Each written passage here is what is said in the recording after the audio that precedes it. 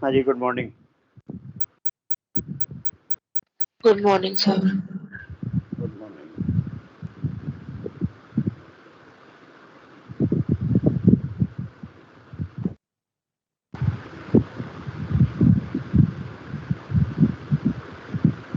पिछली क्लास में हमने आयनिक बॉन्डिंग और फजान रूल के बारे में देखा था।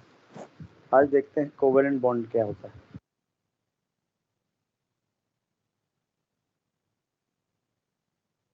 जो आयनिक बॉन्ड था वो कुछ ऐसा था कि ए और बी हैं, इसके पास 3 रुपए हैं, इसके पास 1 रुपया है,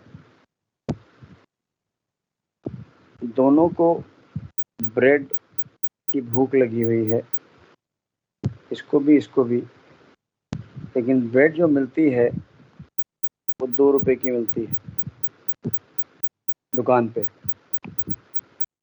तो ये कर सकता है कि ए अपने 3 रुपए में से बी को 1 रुपया दे सकता है, तो यहाँ पे भी 2 जाएंगे, यहाँ पे भी 2 जाएंगे, दोनों ब्रेड ले लेंगे और खा लेंगे। ये था आयनिक बॉन्ड। अब कंडीशन ये है कि ए और बी दोनों के पास 1-1 रुपया है, दोनों को आधी ब्रेड खानी है, दोनों को भूख क्या है, हाफ ब्रेड लोफ की। लेकिन आधी ब्रेड दुकान में मिलती नहीं है, दुकान पे पूरी की पूरी ब्रेड का लोफ 2 रुपए का मिलता है। तो इनके लिए कैसे ले सकते हैं, ये मिला के 2 रुपए बनाएंगे, 2 रुपए से ब्रेड खरीदेंगे, उस ब्रेड को आधी आधी करेंगे और खा लेंगे। यानी बेसिकली यहाँ पे शेयरिंग हुई। यही केस है हमारा कोवेलेंट बॉन्ड का, जहाँ शेयरिंग हो जाए और ये शेयरिंग इक्वल हो रही है। ए ने जितने पैसे दिए उतने ही बी ने दिए, ये इक्वल शेयरिंग हो रही है। और ये किसके बीच में हो रही है, डेफिशिएंट लोगों के बीच में हो रही है। जब शेयरिंग से होने लग जाए ऐसे बॉन्ड को कहा जाता है सिंपल कोवेलेंट बॉन्ड। शेयरिंग हमेशा किसके बीच में होती है, इलेक्ट्रॉन डेफिशिएंट एटम्स के बीच में होती है, जैसे कि नॉन मेटल्स के बीच में। यहाँ पर ट्रांसफरेंस हुआ था, यहाँ पे शेयरिंग। जैसे एग्जांपल के तौर पे हाइड्रोजन की बात करें तो हाइड्रोजन में एक इलेक्ट्रॉन, यहाँ पर एक इलेक्ट्रॉन, हाइड्रोजन में ड्यूप्लेट पूरा करते हैं तो ड्यूप्लेट के लिए 2 इलेक्ट्रॉन चाहिए, यानी यहाँ पर भी 1 इलेक्ट्रॉन की कमी है, यहाँ पर भी 1 इलेक्ट्रॉन की कमी है। जितने की कमी उतने शेयर कर लो, शेयर हो गया, तो ये बन गया आपका एक कोवेलेंट बॉन्ड। इस बॉन्ड को हमेशा लाइन से दिखाया जाता है क्योंकि ये बॉन्ड डायरेक्शनल नेचर का है। डायरेक्शनल का मतलब क्या है, शेयरिंग यहाँ पर हो रही है, शेयरिंग का मतलब है एक इलेक्ट्रॉन और एक इलेक्ट्रॉन ऑपोजिट स्पिन के साथ शेयर हो रहे हैं, तो इनके बीच में ये नॉर्थ साउथ, ये साउथ नॉर्थ एक तरह का अट्रैक्शन हो गया। ऑब्वियसली इलेक्ट्रॉन जब मूव करता है तो मैग्नेटिक फील्ड आती है और मैग्नेटिक फील्ड की वजह से वो मैग्नेट जैसे बिहेव कर रहा है, और मैग्नेट जब ऑपोजिट पोल्स होते हैं तो अट्रैक्ट करते हैं। तो ये अट्रैक्शन सिर्फ यही है, यहाँ पर ये अट्रैक्शन नहीं दिख रहा, यहाँ पर ये अट्रैक्शन नहीं दिख रहा, सिर्फ अट्रैक्शन कहाँ दिख रहा है, यहाँ पर। इसको नाम देते हैं बॉन्ड पेयर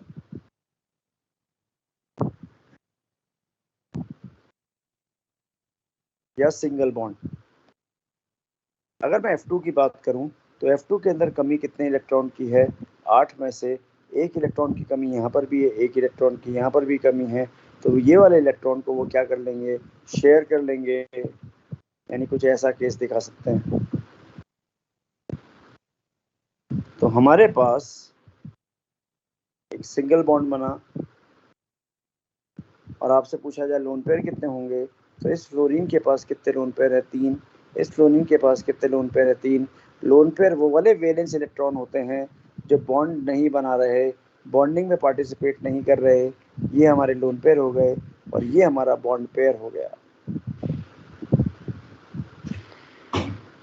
अगर मैं HF की बात करूं तो HF के अंदर हाइड्रोजन और फ्लोरीन के बीच में बॉन्डिंग हो रही है। फ्लोरीन में एक ही इलेक्ट्रॉन है, यहाँ पर 7 इलेक्ट्रॉन है, यहाँ पर भी एक की डेफिशिएंसी, तो दोनों ने एक एक शेयर कर लिया। ऐसे बॉन्ड को हम लोग कहते हैं कोवेलेंट बॉन्ड। HF में बना सिंगल बॉन्ड बना। क्या बना? Single bond.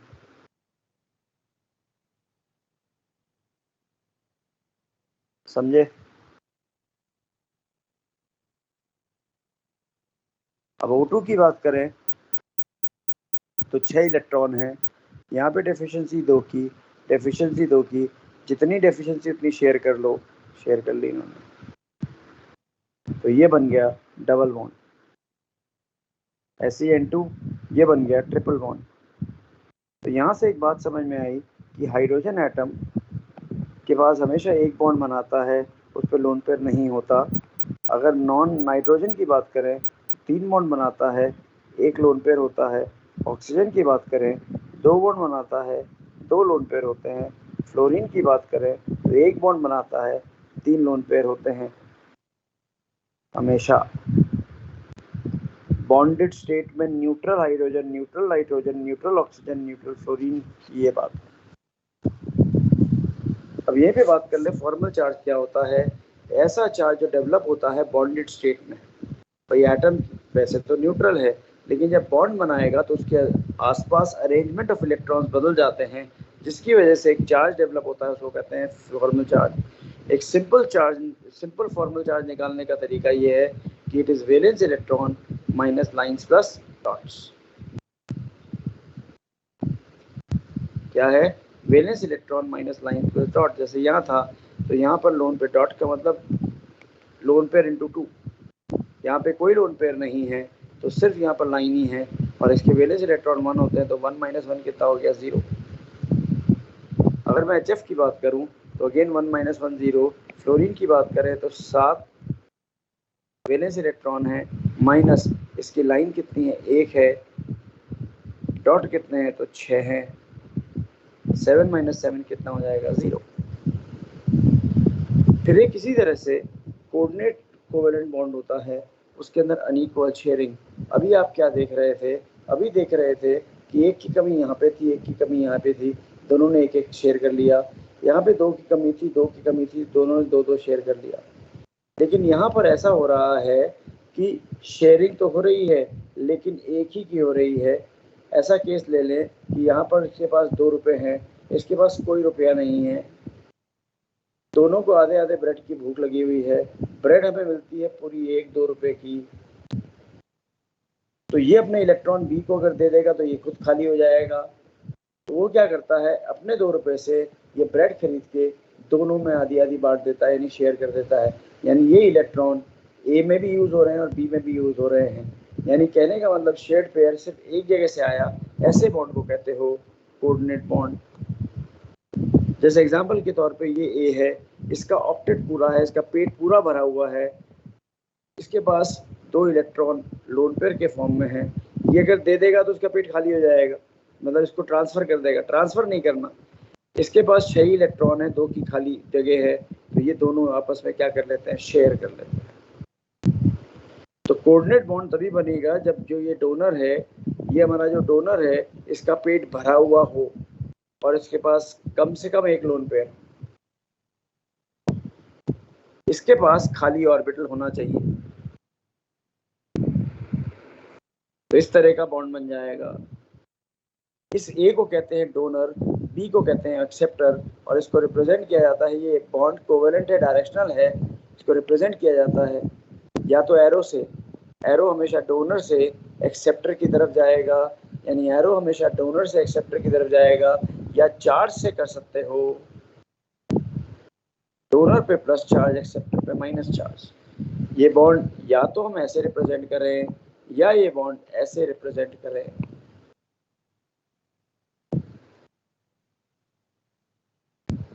जैसे मेरे पास ये आ जाए तो यहाँ पर नाइट्रोजन का कंप्लीट ऑक्टेट है, पेट भरा हुआ है, पहली कंडीशन। इसके पास एक लोन पेयर है कम से कम। यहाँ पर क्या है, इलेक्ट्रॉन डेफिशिएंसी है, हाँ है ना। तो ये लोन पेयर अपने इस इलेक्ट्रॉन हाइड्रोजन को दे सकता है, यानी मैं चाहूँ तो उसको ऐसे लिख दूंगा NH3। ये लोन पेयर जो था वो इसने H प्लस को दे दिया, यानी H3N, साथ में ये। या तो ये तरीका हो सकता है लिखने का, या मैंने क्या कहा था, प्लस माइनस क्रिएट कर दो, ये प्लस ये बॉन्ड बना दो, जो डोनर है उस पर प्लस चार्ज, जो एक्सेप्टर है उस पर माइनस चार्ज, ये माइनस और प्लस मिलकर न्यूट्रल हो गया, तो मैं इसको ऐसे लिख सकता हूँ। क्या आया?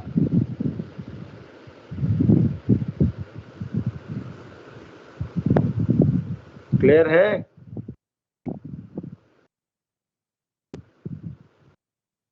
कोवेलेंट बॉन्ड जो होते हैं वो less strong than electrovalent bond होते हैं, डायरेक्शनल नेचर होता है इनका। इस डायरेक्शनल नेचर की वजह से इनका डेफिनेट शेप है, जैसे अमोनिया पिरामिडल है, मीथेन टेट्राहेड्रल है, ClO माइनस लीनियर है, H2O बेंट है। ये फिजिकल स्टेट इनकी सॉलिड लिक्विड गैस तीनों में एग्जिस्ट कर सकते हैं। ये generally low melting point boiling point है, melting point boiling point generally low है, साथ में इनसॉल्युबल इन वाटर। ठीक है। इसके ड्रॉबैक्स थ्योरी के क्या हैं? ये बॉन्डिंग हाइपोवेलेंट की एक्सप्लेन नहीं कर सकते, क्योंकि कौशल लोहित ने कहा था कि ऑक्टेट कंप्लीट होना चाहिए। हाइपोवेलेंट जो हैं, जैसे कि ये कंपाउंड बन रहे हैं, लेकिन इनमें ऑक्टेट कंप्लीट नहीं है।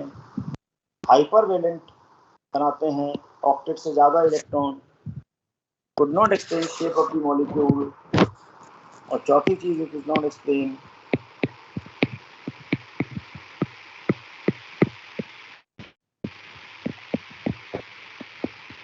bonding in some noble gases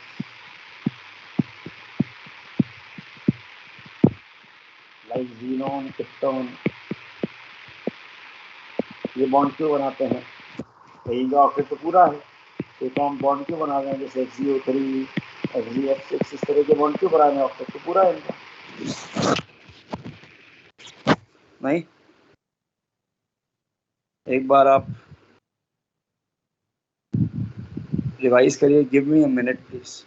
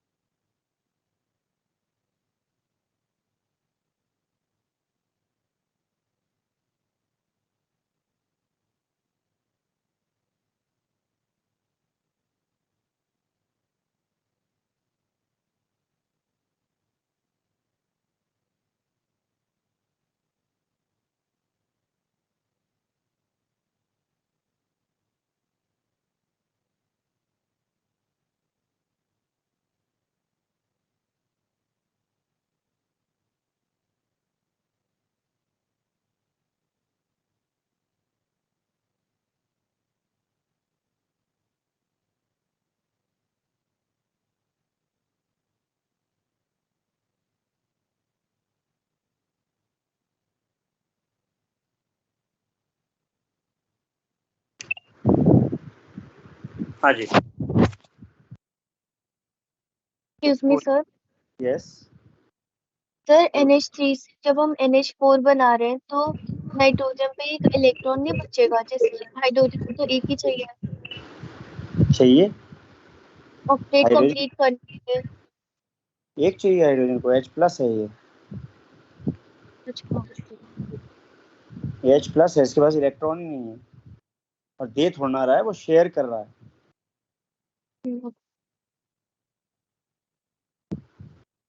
ठीक है।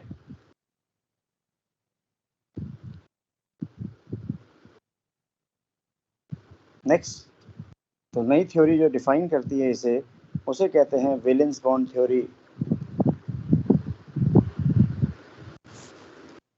ये डिफाइन करती है bonding on basis of energy and overlap. Valence bond theory ये कहता है कि जब दो एटम बॉन्ड बना रहे होते हैं तो एक दूसरे के पास में आते हैं due to the force of attraction.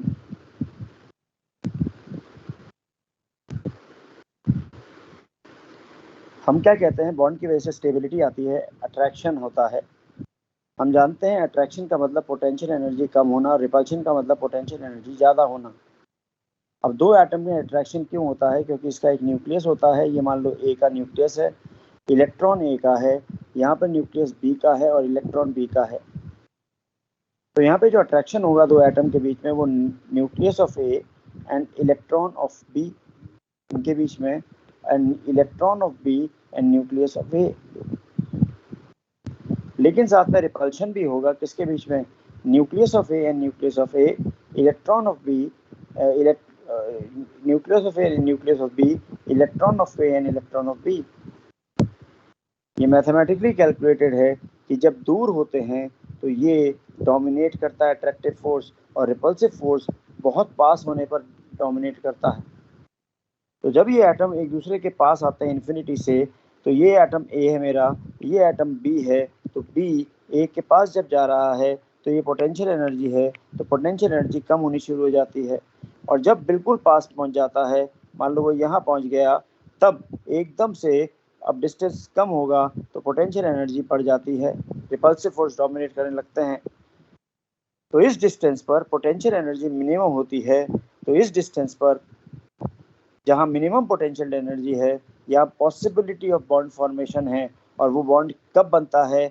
जब इनके ऑर्बिटल्स और इनके ऑर्बिटल्स, वर्ड यूज करते हैं, ओवरलैप करते हैं। दो एटम पास में आएंगे, पोटेंशियल एनर्जी कम होगी, एक ऐसे डिस्टेंस पर जहां मिनिमम पोटेंशियल एनर्जी है, अगर वहां पर उनके ऑर्बिटल्स ओवरलैप कर पाए तो बॉन्ड की फॉर्मेशन होगी, अदरवाइज बॉन्ड की फॉर्मेशन नहीं होगी। क्या ये बात जो मैंने बोली वो सबको क्लियर है?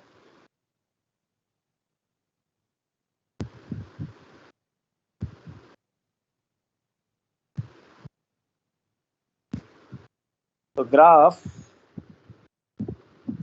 कुछ ऐसा है, ये बहुत दूर से आ रहा है, इन्फिनिटी से आ रहा है, तो इसकी पोटेंशियल एनर्जी और इसके बीच की पोटेंशियल एनर्जी नियरली जीरो। जैसे जैसे पास में आया, अट्रैक्टिव फोर्स डोमिनेट कर रहे हैं, पोटेंशियल एनर्जी क्या होती जा रही है? कम होती जा रही है। इस पॉइंट पर अगर ओवरलैपिंग हो गई तो बॉन्ड का फॉर्मेशन होगा, और इस डिस्टेंस को कहते हैं बॉन्ड लेंथ। इसके पास जाओगे तो रिपल्सिव फोर्स डोमिनेट करने लग जाएंगे, यानी पोटेंशियल एनर्जी बढ़ने लग जाएगी। इस मिनिमम पोटेंशियल एनर्जी के पॉइंट पर अगर ओवरलैप हो रहा है तो बॉन्डिंग होगी। समझे? और बॉन्डिंग कैसे होगी? ओवरलैप होगा किसका? Half filled valence shell atomic orbitals का। यानी जो एटॉमिक ऑर्बिटल्स हैं, कौन से होने चाहिए? वैलेंस शेल के होने चाहिए। कैसे होने चाहिए? हाफ फिल्ड होने चाहिए। और इनके अंदर भी इलेक्ट्रॉन्स का स्पिन क्या होना चाहिए? ऑपोजिट, क्योंकि ऑपोजिट होगा तभी अट्रैक्ट कर पाएंगे। क्योंकि हम जानते हैं इलेक्ट्रॉन मूव कर रहा है तो मैग्नेटिक फील्ड है, यहाँ पर भी मैग्नेटिक फील्ड है, और ये दोनों आपस में मैग्नेटिक फील्ड क्या करेंगे? अट्रैक्ट करेंगे। इसका मतलब इलेक्ट्रॉन ऐसे ऐसे नहीं हो सकता बॉन्डिंग स्टेट के एटम्स के बीच में, या ऐसे ऐसे नहीं हो सकता। They have to be this and this. तो कोवेलेंट बॉन्ड की फॉर्मेशन तब होगी जब उस मिनिमम डिस्टेंस पर ओवरलैप हो रहा है किसके शेल्स के बीच में, वैलेंस शेल के एटॉमिक ऑर्बिटल्स के बीच में, और उनका स्पिन भी क्या होना चाहिए, ऑपोजिट, और होने भी क्या चाहिए, वो हाफ फील्ड। यानी अगर ओवरलैप ये ले लिया जाए और ये ले लिया जाए तो पॉसिबल ही नहीं है। ओवरलैप सिर्फ एक ही कंडीशन में पॉसिबल है, तो ये पहली कंडीशन। फिर कोऑर्डिनेट बॉन्ड कब बनेगा, तो कोऑर्डिनेट बॉन्ड की कंडीशन क्या है कि एक के पास ऑर्बिटल पूरा भरा हुआ हो और एक के पास ऑर्बिटल क्या हो, खाली, तब हम कहते हैं कौन सा बॉन्ड बनेगा, कोवेलेंट बॉन्ड, कोऑर्डिनेट बॉन्ड बनेगा। डोनर का फिल्ड ऑर्बिटल होना चाहिए, एक्सेप्टर के पास वेकेंट ऑर्बिटल होना चाहिए। अब ओवरलैपिंग जब होगी तो वो दो तरह से हो सकती है, वो अलोंग द इंटरन्यूक्लियर एक्सिस, यानी दोनों का जो न्यूक्लियस है उस पर करें तो यहाँ ओवरलैप हो रहा है, और एक होती है परपेंडिकुलर टू, यानी अगर ये इंटरन्यूक्लियर एक्सिस है तो इस पे नहीं होकर यहाँ पर कहीं हो रहा है, परपेंडिकुलर है, देखो ये डिस्टेंस परपेंडिकुलर है इसके। जब अलोंग द इंटरन्यूक्लियर एक्सिस होती है तो एक तरह का बॉन्ड बनता है, उसको कहते हैं सिग्मा। परपेंडिकुलर होती है तो एक बनता है, दो तरह के बॉन्ड पॉसिबल हैं, एक पॉसिबल है जिसको कहते हैं पाई, एक पॉसिबल है डेल्टा। लेकिन हम यहाँ पर बॉन्डिंग पढ़ रहे हैं नॉन मेटल और नॉन मेटल के बीच में। जब भी नॉन मेटल के बीच में बॉन्डिंग होती है तो या तो सिग्मा बनता है या पाई बनता है, डेल्टा नहीं बनता। डेल्टा सिर्फ मेटल मेटल में बनता है। अगला चैप्टर जब मैं पढ़ाऊंगा कोऑर्डिनेशन केमिस्ट्री, यहाँ पर ये वाला बॉन्ड बनेगा। तो अगर आपके पास मान लो 4 ऑप्शन दे रखे हैं और 4 ऑप्शन में से पूछ रहा है डेल्टा बॉन्ड किस में होगा, तो वो मॉलिक्यूल ढूंढो जहाँ पे मेटल के अंदर बॉन्डिंग हो रही है कोवेलेंट की, तो वो आंसर हो जाएगा आपका। सिंपल तरीका।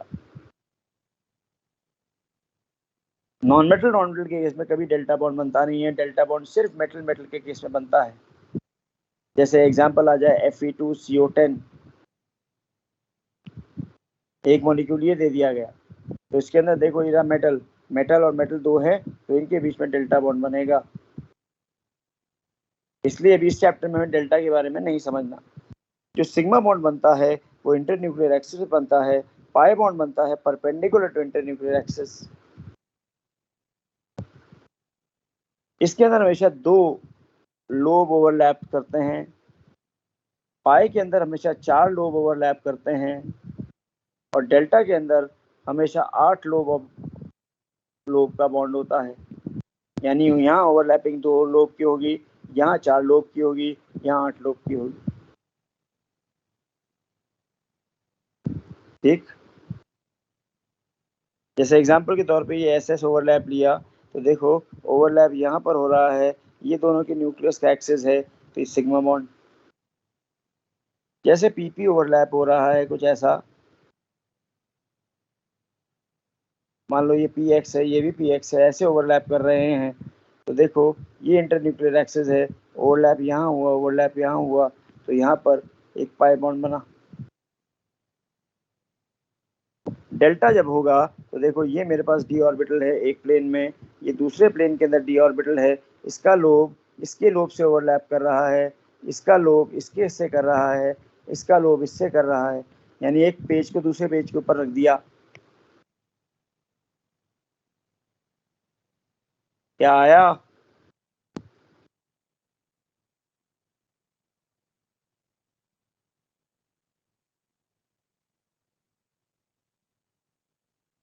पांच बच्चों ने, बाकी सब सो रहे हैं या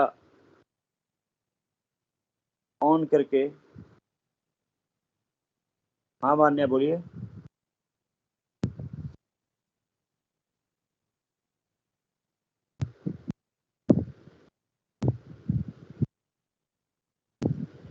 ओवरलैपिंग कब पॉसिबल है?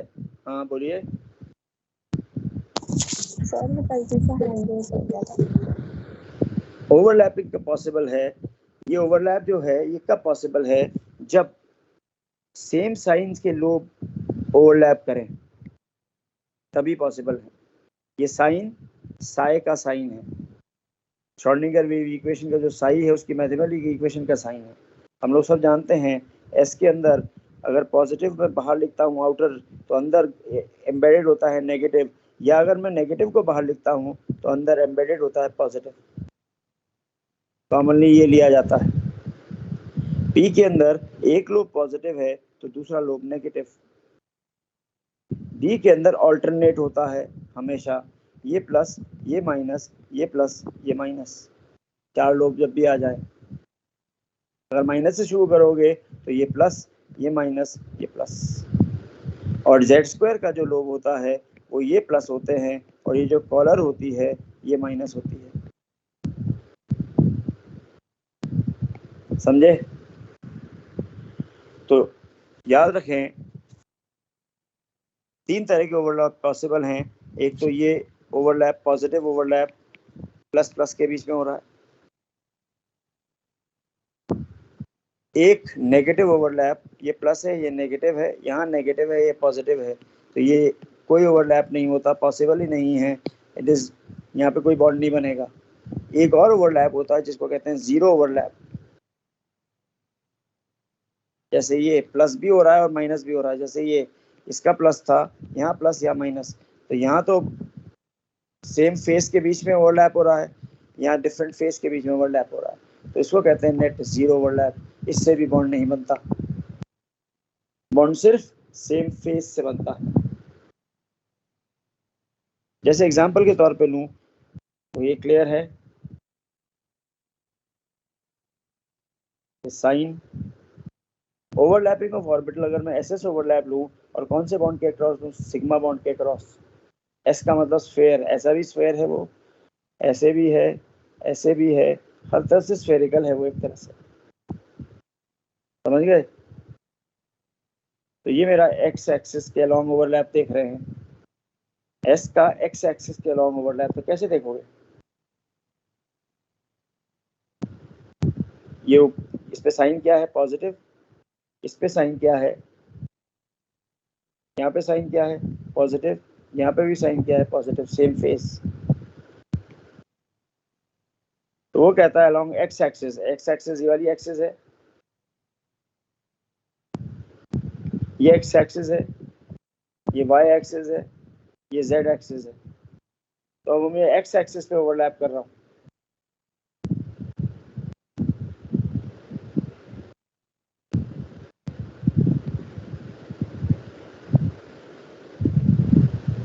बहुत तेज आंधी आ रही है।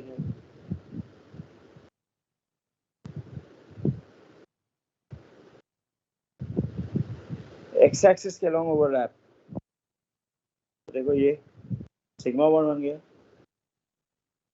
वाई एक्सिस के अलोंग ओवरलैप, तो यहाँ पे भी सिग्मा बन गया। जेड एक्सिस के अलोंग ओवरलैप, तो यहाँ पर भी सिग्मा बन गया। यानी तीनों ही केसेस में क्या बनेगा? सिग्मा बॉन्ड बनेगा। आया ना? ये वाई एक्सिस के ओवरलैप, जेड एक्सिस के अलोंग भी। अगर एक्स और पी के बीच में पूछा जाए, जैसे पी में तीन होते हैं पी एक्स, तो P x along X axis, ये रही एक्स एक्सिस, ये रही एक्स एक्सिस, तो इसके अलोंग ओवरलैप देखे तो कैसा दिखेगा?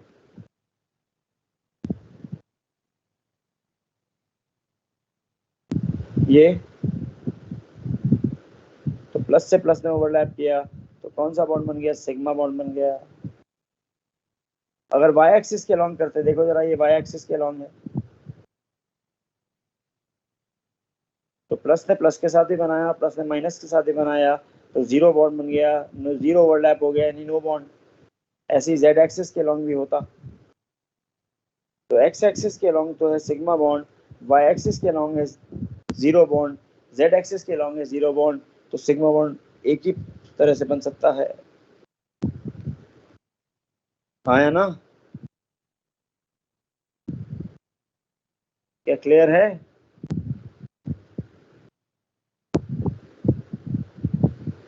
अगर वही y को y के अक्रॉस करें, वही s और py का y एक्सिस के लॉन्ग क्या आ जाएगा? Sigma bond. x एक्सिस के लॉन्ग क्या आ जाएगा? No bond. जेड एक्सिस के लॉन्ग क्या जाएगा, नो बॉन्ड। क्या ये क्लियर है?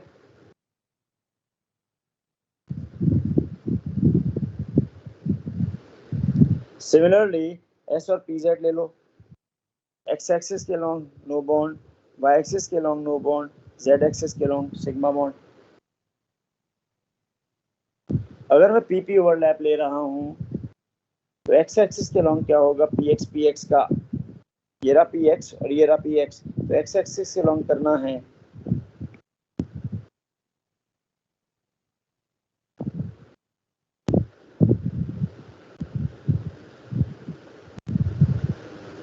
एक्स एक्सिस, ये रही एक्स एक्सिस, ये एक्स एक्सिस है, इसके लॉन्ग कर रहे हैं, तो कैसे करेंगे, कौन सा बॉन्ड बन गया, सिग्मा। अगर वाई एक्सिस के लॉन्ग करना हो, यानी ये वाई एक्सिस,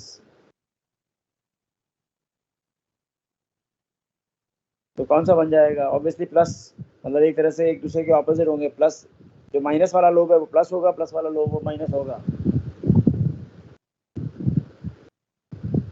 देखो कौन सा बॉन्ड बन गया, पाई बॉन्ड बन गया या नहीं बन गया।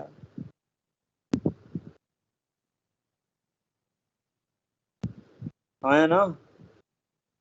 ऐसे ही जेड एक्सिस के लॉन्ग भी करोगे, अगर ये जेड एक्सिस इसके लॉन्ग भी करोगे तो पाई बॉन्ड बनेगा या नहीं बनेगा। अरे आया या नहीं आया, इस देसी एनिमेशन समझ में आया या नहीं आया।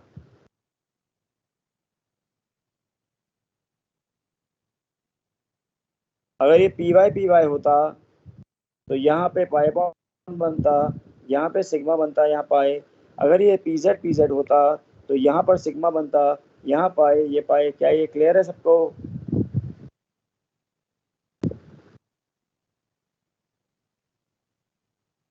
अब सब अगर क्लियर है तो सब सोच के बताओ, पी एक्स और पी वाई अगर ओवरलैप करता तो क्या होता,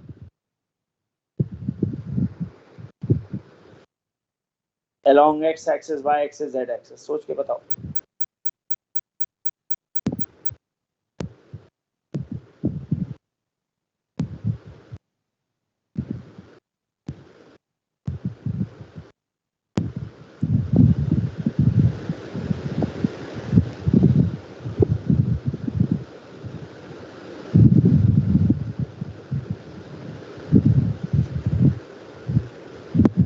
पी एक्स पी वाई के साथ बनाता तो क्या होता,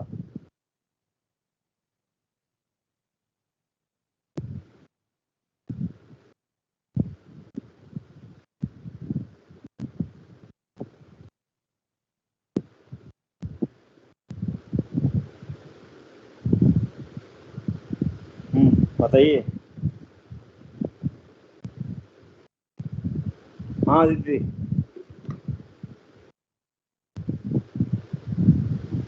सर जब पी एक्स और पी वाई करेंगे अलोंग एक्स एक्सिस तो फिर कोई बॉन्ड नहीं बनेगा।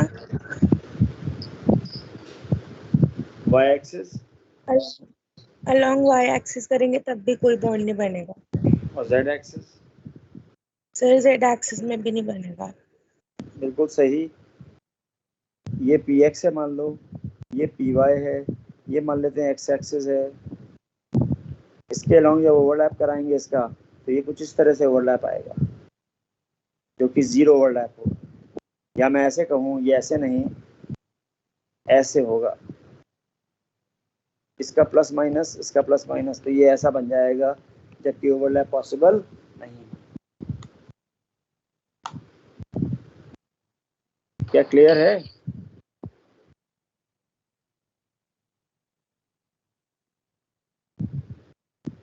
ये प्लस है, ये माइनस है, मान लो ये प्लस है, ये माइनस है। जब मैं इसको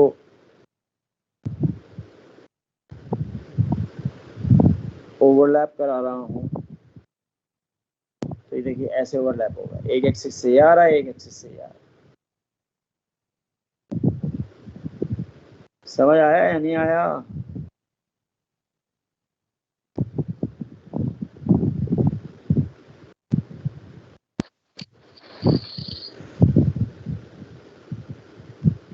ठीक है। अब डी डी ओवरलैप देखें तो डी जेड स्क्वायर का ओवरलैप अगर जेड एक्सिस पे करें तो जेड एक्सिस तो ये हो जाएगी, ये डी जेड स्क्वायर है और ये भी डी जेड स्क्वायर है, ये हमारी जेड एक्सिस हो गई।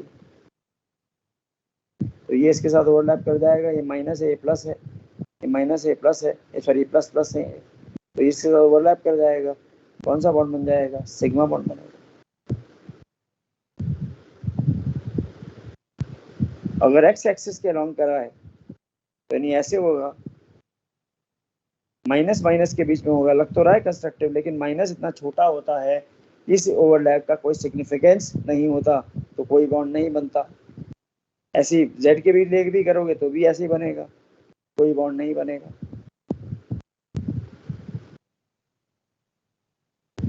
अब मैं जो डी एक्स वाई ले रहा हूं अलोंग एक्स एक्सिस, या D X Y along X axis ले लिया मैंने, ये रही हमारी एक्स एक्सिस, इसके अलोंग तो पाई बॉन्ड बन गया। वाई एक्सिस के अलोंग फिर पाई बॉन्ड बन गया, और जेड एक्सिस के अलोंग ले जाएं यानी एक दूसरे के ऊपर बैठ जाएगा, नहीं बैठ जाएगा, यानी डेल्टा बॉन्ड बन जाएगा। अरे हाँ है ना।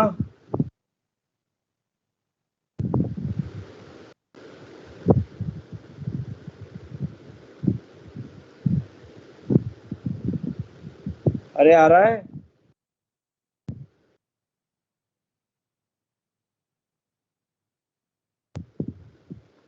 हाँ भाई आया या नहीं?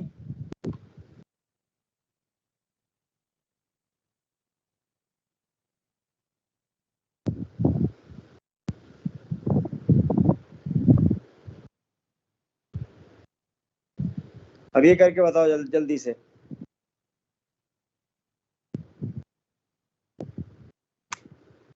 जल्दी से करके बताओ।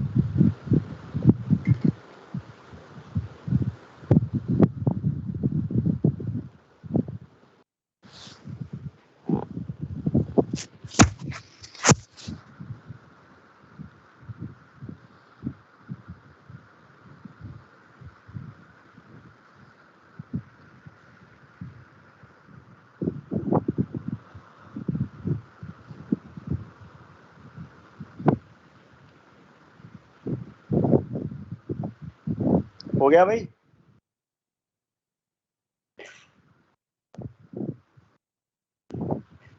कौन बताना चाहेगा?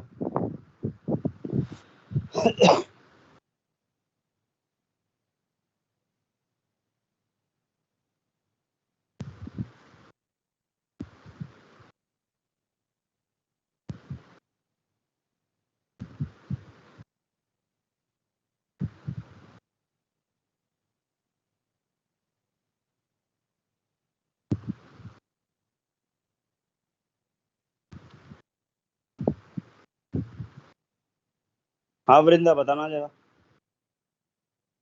सर तीनों में पाई बन जाएगा, डी वाई जेड वाला में। तीनों में पाई बन जाएगा? अच्छा ये सब।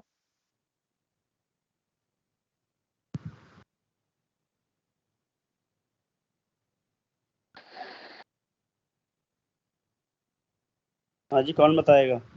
हाँ भाई रौनक।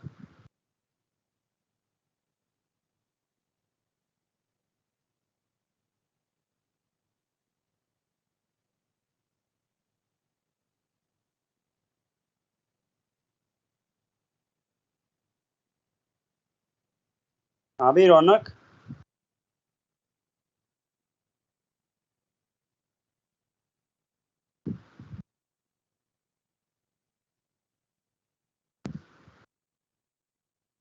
सो गया रौनक?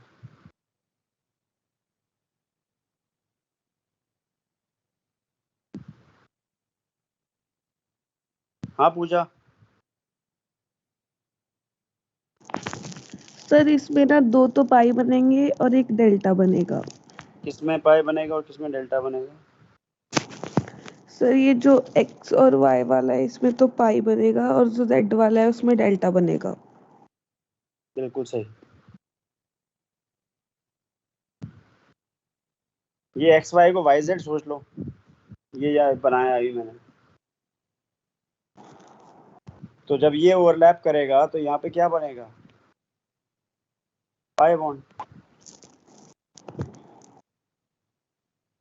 ऐसे ही यहाँ पर भी क्या बनेगा? पाई बॉन्ड जब ये ओवरलैप हो। कौन है जो अनम्यूट कर रहा है भैया?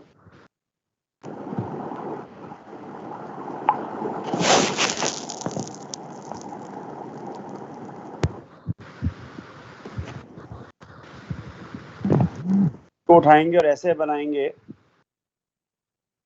ये पाई बॉन्ड ही तो बनेगा, लेकिन जब ऐसे करेंगे तो ये जेड बनेगा। वृंदा, तीनों में पाई बॉन्ड कैसे बन रहे हैं तुम्हारे? साइड सर डी जेड में डेल्टा।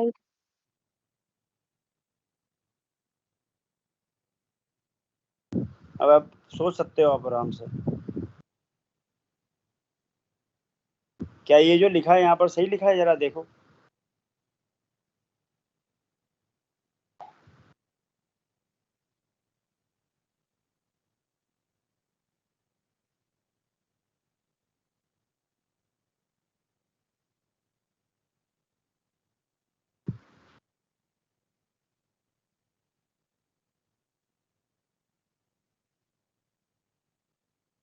क्या ये सही है या नहीं?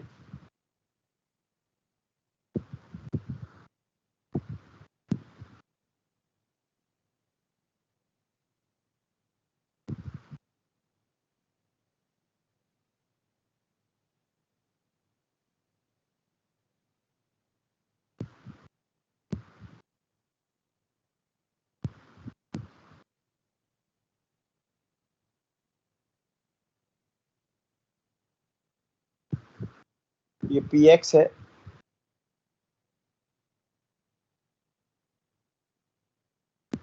और ये डी एक्स वाई है, मतलब ये एक्सिस एक्स है, ठीक है, ये एक्सिस वाई है और फिर जेड। अगर मैं इसके बीच में बनाऊं, साइन क्या है इसमें? या मान लो प्लस है या माइनस है, ये प्लस है ये माइनस है, प्लस माइनस ये माइनस। तो इस एक्सिस में ओवरलैप करोगे तो जीरो ओवरलैप आया ना। पाई में करोगे तो देखो पाई बॉन्ड बनता है, और जेड में करोगे तो फिर जीरो ओवरलैप।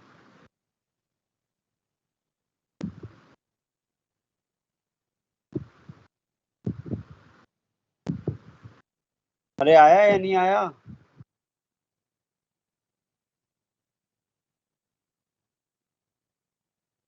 ऐसे ही सबका देखा जा सकता है ये।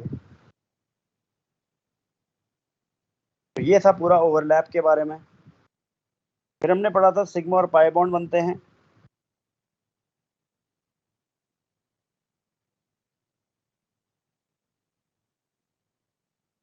तो सिग्मा और पाई बॉन्ड, सिग्मा कैसे हैं हम ज्यादातर यही डिस्कस करेंगे कि नॉन मेटल मेटल के बीच में बॉन्ड, नॉन मेटल के बीच में बना रहे हैं, मेटल मेटल के बीच में बॉन्ड की बात नहीं कर रहे हैं हम लोग।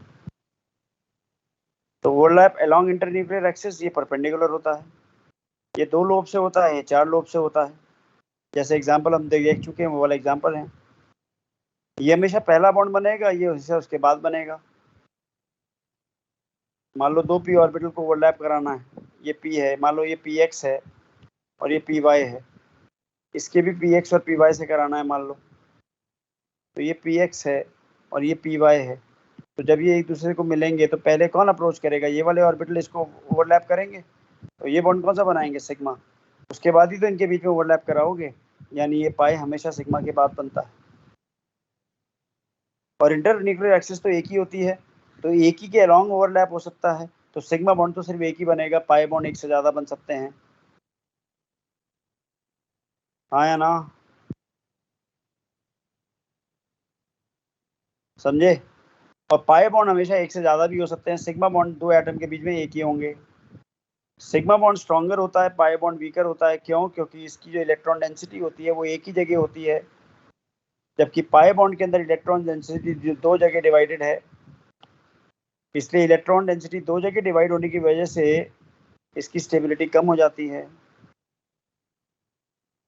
सिग्मा बॉन्ड के अलोंग, ये सिग्मा बॉन्ड है मेरे पास, तो इसके अलोंग ऑर्बिटल्स को मैं रोटेट कर सकता हूँ, आप समझ रहे हैं, रोटेट कर सकता हूँ, इनके बीच में रोटेशन पॉसिबल है, फ्री रोटेशन पॉसिबल है। लेकिन अगर पाई बॉन्ड बन जाए तो क्या फ्री रोटेशन हो सकता है, सिर्फ ये पूरे के पूरे एक साथ घुमाना पड़ेगा, ऐसा नहीं हो सकता कि मैं इसको ऐसा घुमा लूँ और इसको ऐसा घुमा लूँ, नहीं तो क्या हो जाएगा, टूट जाएगा। इसका मतलब रेस्ट्रिक्टेड रोटेशन होती है सिग्मा बॉन्ड में, पाई बॉन्ड के अंदर रेस्ट्रिक्टेड रोटेशन नहीं होती। जैसे H2O2 है, इसके दो स्ट्रक्चर, दो, ये एक स्ट्रक्चर, एक ये स्ट्रक्चर, इसीलिए इसका dipole moment not equal to 0 होता है। क्यों, क्योंकि इसके अंदर तो देखा तो डाइपोल मोमेंट मान लीजिए 0 हो गया, नेट ऑपोजिट डायरेक्शन में आ रहा है, लेकिन इसके अंदर डाइपोल मोमेंट कभी भी 0 नहीं होगा, इस डायरेक्शन में जा रहा है, इसलिए H2O2 मॉलिक्यूल का डाइपोल मोमेंट होता है।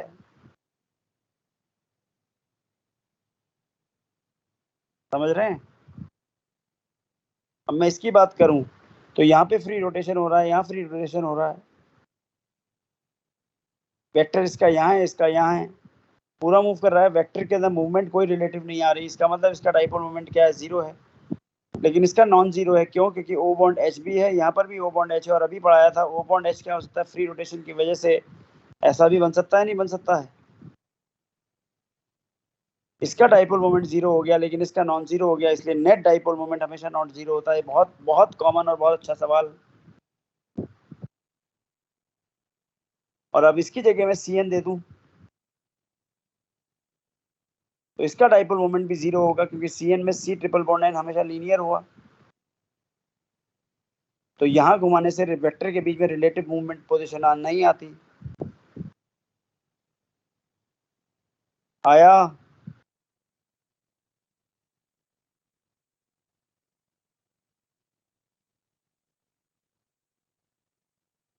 अब सिग्मा और पाई बॉन्ड आराम से निकाल सकते हो, दो एटम के बीच में अगर एक बॉन्ड है तो सिग्मा, दो बॉन्ड है तो सिग्मा और पाई, तीन बॉन्ड है तो सिग्मा और दो पाई, गिन सकते हो आप आराम से।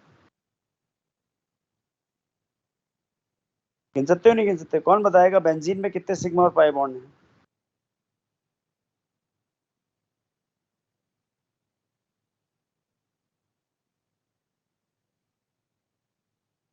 बेंजीन में कितने सिग्मा और पाई बॉन्ड है।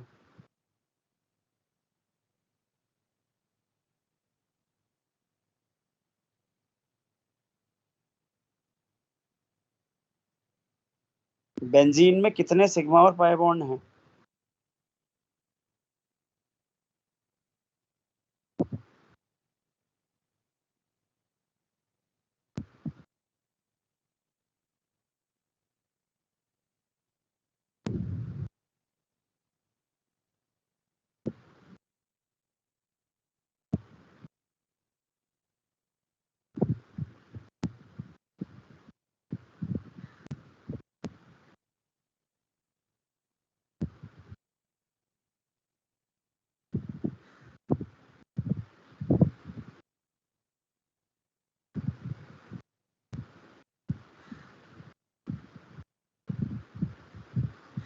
हाँ वृंदा, कितने हैं। 12 सिग्मा और 3 पाई। हाँ भी, तपिश कितने हैं। सर 12 सिग्मा और 3 पाई। नेप्थलीन में कितने हैं। नेप्थलीन कैसा होता है, नेप्थलीन पता है आप लोगों को। Yes sir. सर 25 सिग्मा और 6 पाई।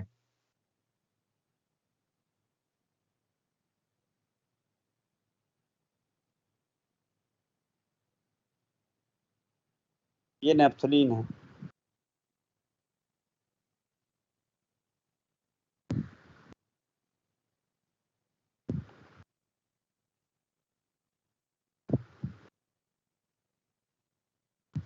इन्होंने कहा 25 सिग्मा। सर नहीं 25 नहीं होंगे। सर 19 सिग्मा एंड 5 पाई। 1 2 3 4 5 6 7 8 9 10 11 12 13 14 15 16 17 18 19 19 और 5 पाए।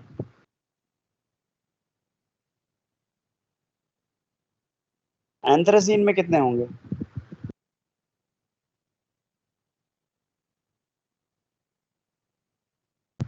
एंथ्रेसीन ये होता है बाय द वे।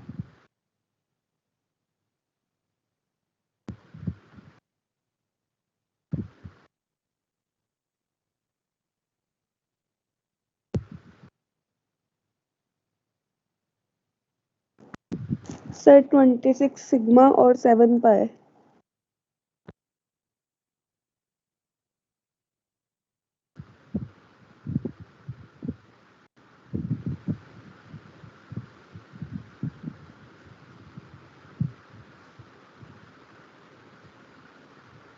क्या आ रहा है?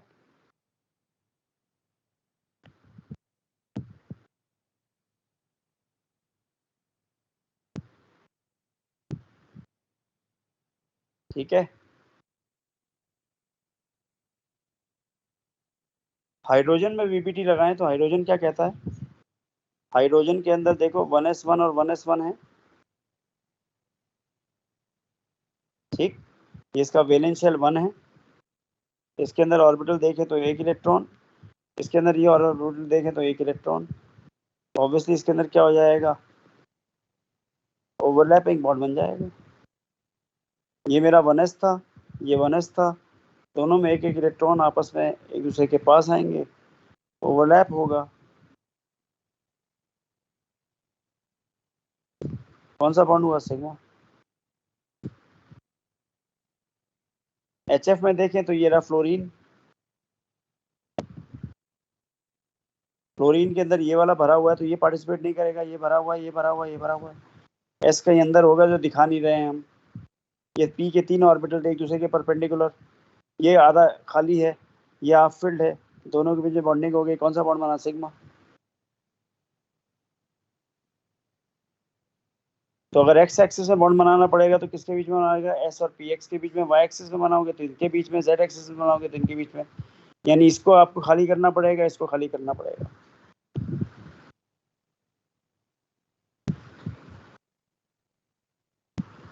F2 के बीच में बॉन्ड बनाना है तो ये 3 ऑर्बिटल में से ये 2 ऑर्बिटल हाफ फिल्ड हैं, इनके बीच में ओवरलैप कर लो, जैसे ये ऑर्बिटल्स।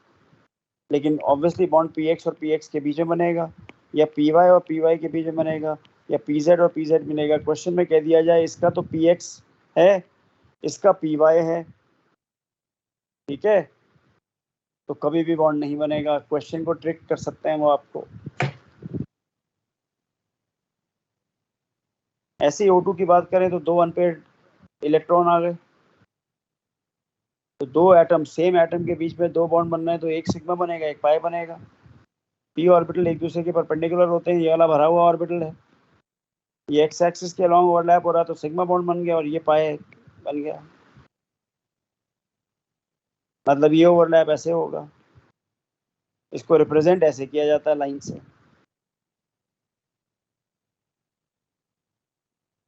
N2 के बीच में ऐसे ही 3 बॉन्ड बन जाएंगे, 3 ओवरलैप हो जाएंगे। समझ गए?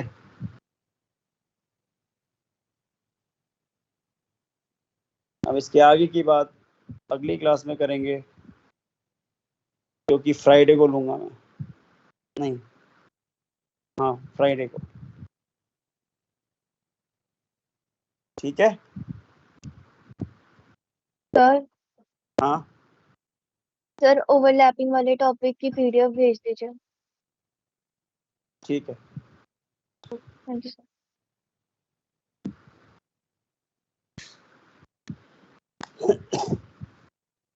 ओके बच्चों।